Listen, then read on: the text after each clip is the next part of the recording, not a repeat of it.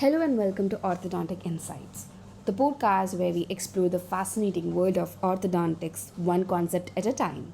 I'm Dr. Worley, and today we are diving into a topic that every orthodontic student and practitioner needs to understand: the role of late mandibular growth in post retention crowding. So let's start by laying the groundwork for this discussion. When When we talk about post retention crowding, the first thing that comes to mind is the influence of mandibular growth. As the mandible grows forward, it carries the lower incisor into the lower lip. This process has long been thought to contribute to crowding after orthodontic treatment. But here is where it gets interesting. While backward mandible rotation often causes the incisors to compensate, the link between forward growth and crowding isn't as straightforward. What we do know, however, is that vertical growth pattern play a significant role. Now this brings us to an important question: how exactly does vertical growth contribute to crowding?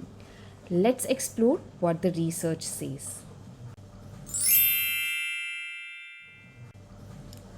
Studies have shown that patients with a greater vertical growth of the mandible tend to experience more eruption of lower incisors. This in turn leads to increased crowding compared to the individuals with a less vertical growth. And here is a critical point to note: this isn't just limited to untreated individuals.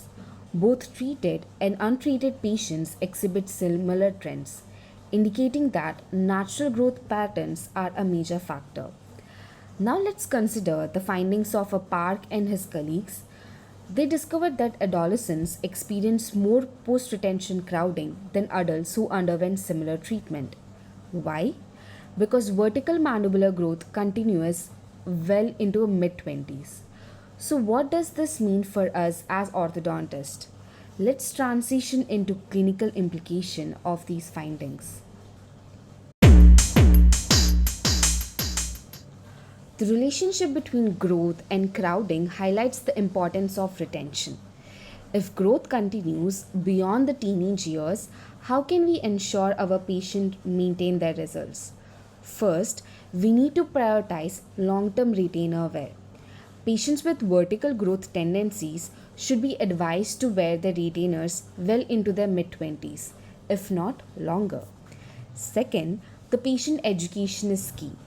As orthodontists, we must help patients understand that their treatment doesn't end when the braces come off.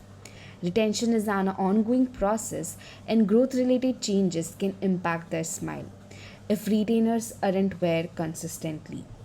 Lastly, assessing growth potential during treatment planning is crucial. Tools like cephalometric analysis and CBCT imaging allow us to predict growth patterns and tailor our retention strategies accordingly.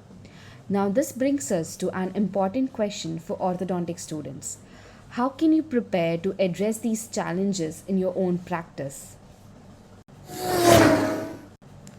As student, this is a perfect time to build your foundation in growth assessment and retention strategies.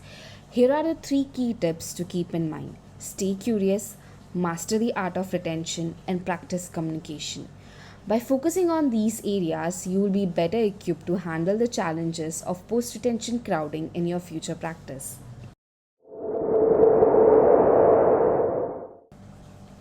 So, what's the big takeaway from today's discussion? Growth, particularly vertical mandibular growth, is a key factor for post retention crowding. By understanding these growth patterns and implementing effective retention protocols, we can help our patients maintain their treatment results for years to come. Thank you for joining me on this episode of Orthodontic Insights. If you enjoyed today's discussion, don't forget to subscribe and share this podcast with your fellow orthodontic enthusiasts. Until next time, keep learning, keep growing, and keep shaping smiles. This is Dr. Wali signing off.